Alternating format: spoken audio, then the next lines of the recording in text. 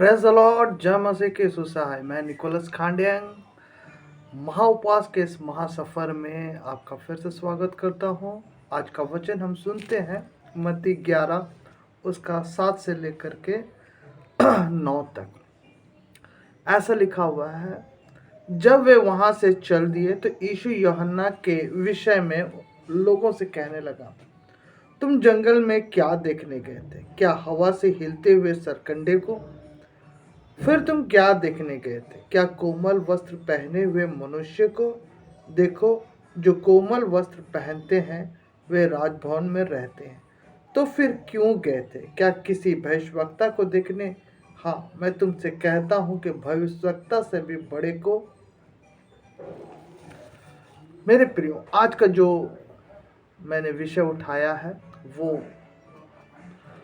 एक कमेंट है आज के मसीहों के लिए, आज के मसीह समाज के लोगों के लिए। मेरे प्रियो, ये जब घटना घटी, ये घटना तब की है जब यीशु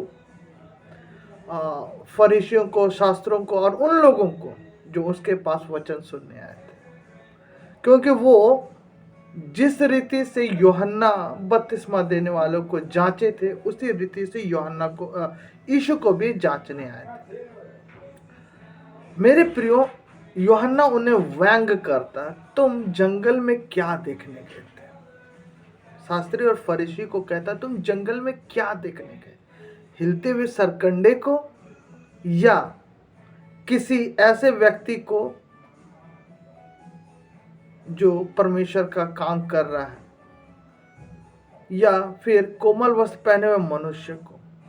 मेरे प्रियो, ये एक व्यंग है, क्योंकि यूहन्ना जब प्रकट हुआ यरदन नदी पे तो बहुत से लोग उनसे बपतिस्मा लिया और उनका नाम सीधा और सीधा स्वर्ग की पुस्तक पर लिखा गया जो उनसे बपतिस्मा ली।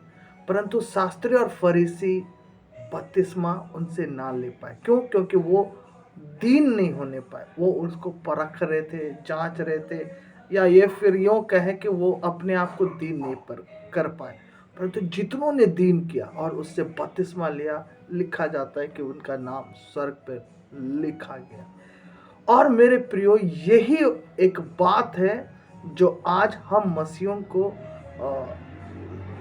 सीखने के लिए मैं बता रहा हूँ, व्यंग के रूप में, जो यीशु ने उन शास्त्रियों, फरीसियों और घमंडियों को कहा था। आज मेरे प्रियो, हम बहुत सारी सभाओं में जाते हैं, हम चर्च में जाते हैं, हम बहुत सारे वक्ताओं को सुनते हैं, आप मेरे जैसे वक्ताओं को भी सुन रहे हैं।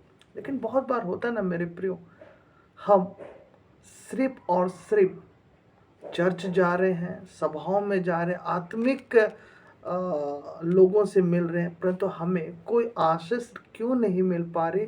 क्योंकि हम भी सिर्फ हिलते हुए सरकंडे देखने जाते हैं। हम देखने जाते हैं कि कैसे कोई व्यक्ति है, वो कैसे दिखता है। जी हाँ मेरे प्रियो, सपोज दैट मैं उदाहरण देना चाहता हूँ।